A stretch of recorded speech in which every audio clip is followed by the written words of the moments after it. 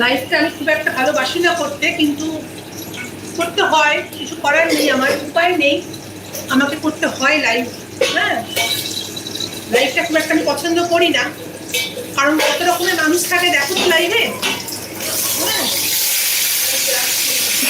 হ্যাঁ, বুঝেছো? আচ্ছা আচ্ছা, চাবি